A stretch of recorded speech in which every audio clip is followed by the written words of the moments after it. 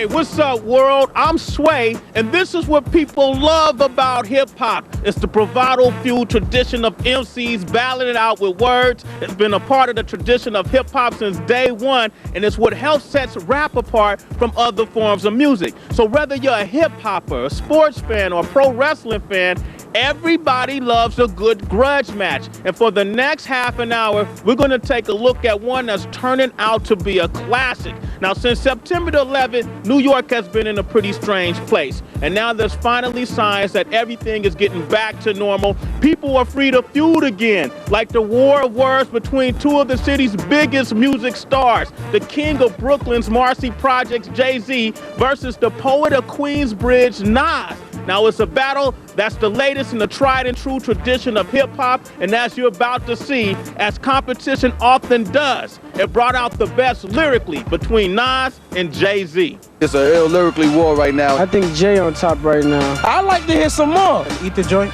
He straight killed Jay-Z on that one. Hold up, just how did this legendary battle erupt? The fuse was lit at New York's radio station Hot 97's 2001 Summer Jam. The long-festering rivalry between Jay-Z's Rockefeller camp and QB's finest blew up on stage when Jay debuted The Takeover. He starts doing the Takeover. No one knew what that song was, all right? He does the first verse, The Takeover. You hear the background, the little Jim Morrison Doors sample. Come on! Everyone's like, okay, but they're listening to him. I don't care if you more people, I hope you cruise. You little I got money stacks bigger than you. He had the verse that dissed Prodigy. So he said that verse and tried to clown him, and the crowd loved it.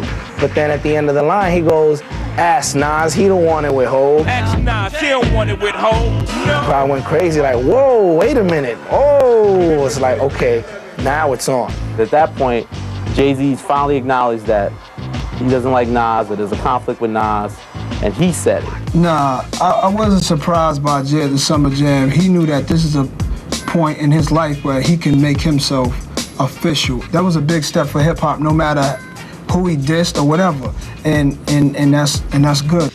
Good, but not over. Boom.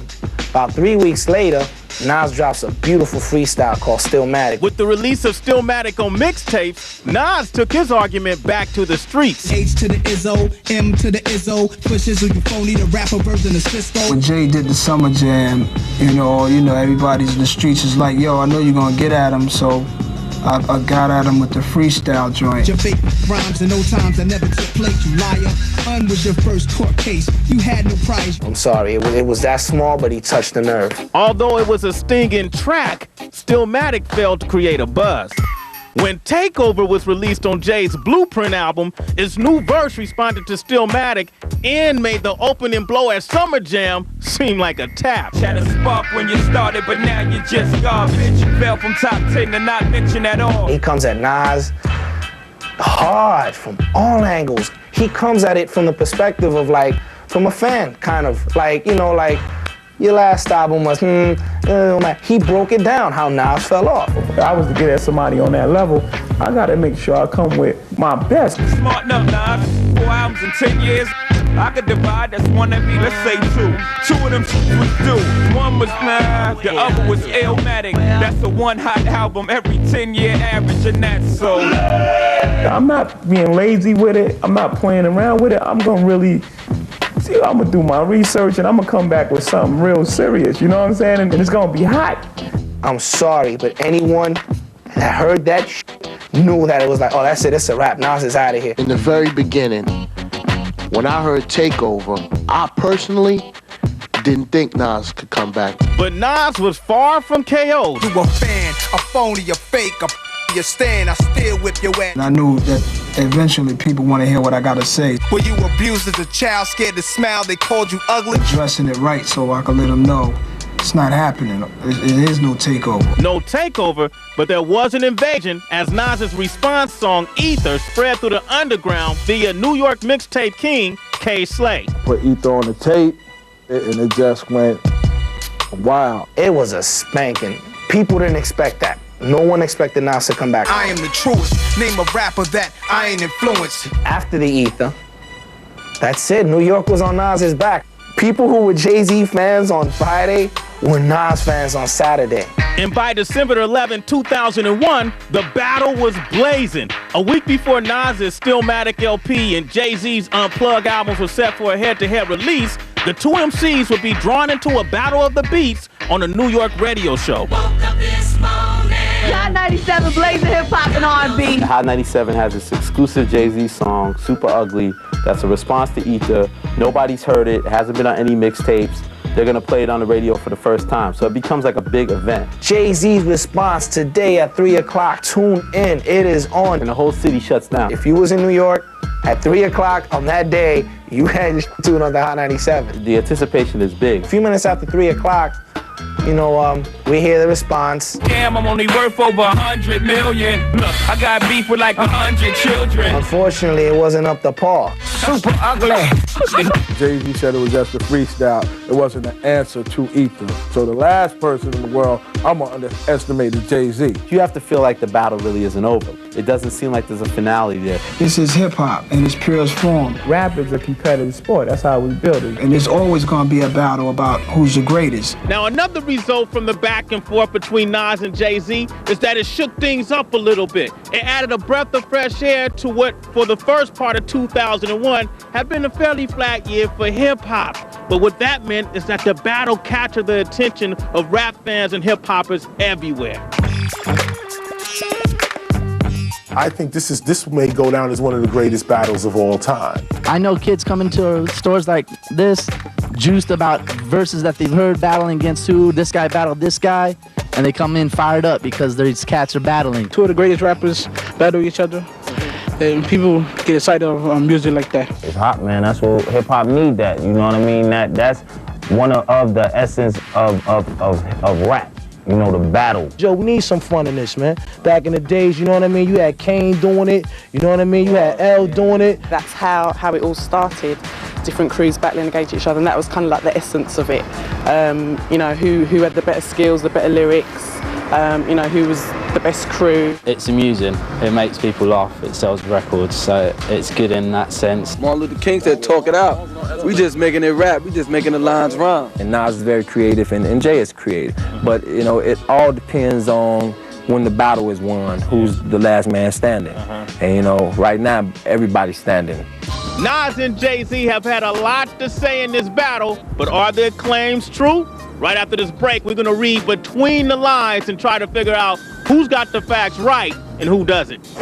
Welcome back, glad you're still with us. MTV News Now special report, taking a look at Jay-Z and Nas and their battle for lyrical supremacy. Now, as we saw earlier, the war of words between these two rappers really seemed to take off when Jay-Z performed the line from the song Takeover back in June at a New York radio station Summer Jam concert.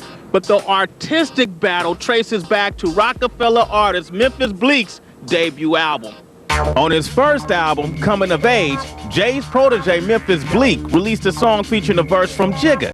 Jay put a verse on one of my records, on my album, What You Think of That? What you think of that? And the hooks blatantly say, I'm a ball till I fall, what you think of that? I'm a ball till I fall, what you think of that? Now that track, for some reason, struck a chord with Nas, prompting the Queensbridge MC to cite Bleek's lyrics in his own song. You want a ball till you fall, I can help you with that. You want beef, I can melt in your hat. By blatantly referencing Bleek's line in his response, it appeared that Nas was challenging him. A lot of times rappers listen to other rappers' lyrics and they feel like people coming at them, they're very sensitive and they feel like sometimes rappers are coming at them indirectly. And rather than a face-to-face confrontation, MCs generally take it straight to the mic. And so, Bleek responded on his single, My Mind Right. I don't got no personal feeling against the man, like he cool, you know what I'm saying? I ain't got nothing against him, but you throw a line at me, be prepared, I'ma throw one at you. Your lifestyle's written, so who you supposed to be? Play your position. And on one of the key lines on that record, he said, your lifestyle's written, well, who you supposed to be? Play your position. And of course, you know, everyone knows Nas' second album was called It Was Written, so people took that as a diss. Now, by referencing this album title, Bleek let the world know that he was talking about Nas and questioning his credibility. And so it was written, or maybe we should say spoken. The first seed was planted in the battle to come. This is a rule, though. You're never supposed to let your enemy know what you're thinking. and they did just the opposite. So now I know what they're thinking about, and it's cool. While Nas's rules may seem like they were lifted from the Art of War manual, the N to the A to the SIR soon let Bleek know exactly what he was thinking. The outcome? A sly line on his Queensbridge Finest compilation album. Oh, you didn't want to know whose life was written, the life I'm living, the ice, the women. Oh, you didn't was Nas's way of coyly dismissing newcomer Memphis Bleek's attack on the veteran MC's image. Things appeared to simmer down in early 2001, but it wouldn't be long until Bleek's mentor, Jay-Z, claimed he was on the wrong end of Nas's bad-mouthing campaign, this time over the radio airwaves in Los Angeles. It seems to be resolved, but then Jay claims he's in LA and he hears Nas on the radio in LA talking reckless and saying bad things about Jay. So at that point, Jay's like, all right, I'm gonna say something about him. I'm gonna bring it to him. And Jay did put it all out in the open a few months later when he came at Nas with The Takeover. Now that song plus Nas's no holds barred response Ether qualify as two of the best battle records ever made, hands down. But a good diss record is not necessarily a truthful one. I mean, sometimes things get a little exaggerated. So we decided to do a fact check on the claims made by both lyrical warriors. Went from nasty Nas to Esco's trash. Had a spark when you started, but now you just garbage. Claim number one. Jay says Nas has fallen off since his first album in 1994, Illmatic. That's a one hot album every 10-year average, and that's so. One hot album every 10 years? Let's take a closer look. Nas's Illmatic was a success with critics, but since then, sales of his albums have dropped, and so has his critical acclaim. Looks like Jay may have a point. The follow-ups after Illmatic were not on people's radars. After Illmatic, this guy was looked at as maybe one of the best MCs of all time. Now he's just a guy who makes, some good records, but he's not living up to that promise of that first album. But Jay's claim may be outdated since Nas released the appropriately titled Stillmatic on December 18th last year, garnering critical acclaim and impressive first week sales. It's taking hip-hop back to hip-hop. I am the truest. Name a rapper that I ain't influenced. And with this new album came acclaim from Nas. All I did was give you a style for you to run with. Did Jay take Nas's rhyme style? Jay-Z used to rhyme differently. He used to rhyme a faster rhyme style. Well, check out the J, check out the A, check out the Y, Z. They had a really faster rhyme style, like more similar to the quick tongue rhyme style, which was really prominent in the early 90s. Over time, Jay-Z may have switched up his rhyme skills. I'm sick with the flow and this is all I know. Though it's impossible to prove whether it was an evolution of his personal style or a robbery of Nas. But there is one thing that he did borrow from the Queensbridge rapper. Who did Jay sample on his first hit, Dead Presidents? You guessed it, none other than Nas. I'm out for presidents to represent me. Say what? I'm out for presidents to represent me. Even Jigga himself admits to taking it, but he also admits to perfecting it. Yeah, I sampled your voice, you was using it wrong. You made it a hot line, I made it a hot song. Whether or not he made it a hotter song, they're both classics. Speaking of classics, let's check up on another one of Nas's claims in this battle. Nas also points out that Jay takes lyrics from the late great Notorious B.I.G. How much of Biggie's rhymes is gonna come out your fat lips? Well, Jay did use some lines from Biggie. When the Remy's in the system, ain't no telling will I f him, will I diss him. Jigga probably wouldn't deny that he's borrowed from Biggie. Nonetheless, most say it's a tribute to his good friend and rhyming partner. But there are some claims Jay is a little more reluctant to take credit for. You 36 in the karate class, you Tybo. Though we're not sure if Jay takes Tybo, he does claim to be younger than 36 years old. So this time, Nas scores points for humor. But as any battle MC knows, the truth is what really hurts. You want to try to be factual because fact is more of a punch than something that can be just written off as a joke. Well, whoever side you decide to take in this battle, it has shaped up to be one for the record books, but there have been plenty of others. Right after this break, we'll take a look at rap's biggest and best rhyming battles and consider where this war of words might be headed. Welcome back. Now, the recent verbal sparring between Jay-Z and Nas, as any hip-hop fan is aware, is the latest in rap's long tradition of creative battles. In fact, in the early days, whether it be a DJ, an MC, or a breakdancer, hip-hop has always been driven by competition.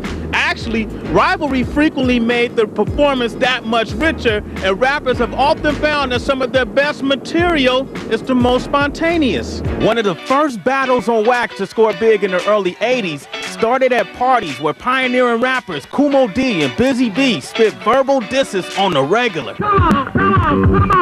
Busy B, he would just go from beginning to end, oh, come on, clap your hands, come on, oh. It was always fun to get on and out-rhyme somebody. You're not number one, you're not even the best, and you can't win no real MC contest. He snapped on me, he took me to the mud. Mo D would soon find himself in the battle trenches again as an up-and-coming LL Cool J exchanged words with the now old-school MC. How you like me now? How you like me now, punk? It's like Eddie Murphy and Richard Pryor standing on stage and telling jokes about one another, seeing who can win. It was no hard feelings. For LL, success in the lyrical ring meant having to defend the title. Subsequent verbal sparring with Ice-T and Hammer proved to be minor compared to a challenge later in his career from freestyle star Cannabis. Fans tuned in like it was a championship bout, and the newcomer was going for no less than a knockout. Now watch me rip the tap from your arm, kick you in the groin, stick you for your Vanguard award in front of your mom, your first, second, and third bomb. I actually laughed. This is not a new thing for me. This is like Michael Jordan going to the finals. Cannabis, he ain't understanding this, because 99% of his fans don't exist. I heard the record, you know, it's hip-hop, you know what I mean, because he's responding, but I think it's garbage. The nature of hip-hop is competitive anyway. It's a competitive genre. And as long as it stays friendly and people understand the difference between hate and competition, you know, it's really not a problem. Cannabis's battle with LL eventually marked a high point in his career at a time when platinum hits, not competition, meant success. But back in the day, before rap went pop, battles were the best way for rappers to shine, as witnessed by the classic rivalry between Queens MC Shan and the Bronx KRS-One. South Bronx, the South Bronx. When I was coming up, you had to go to the club and prove yourself before an audience. And sometimes in proving yourself, you was challenged.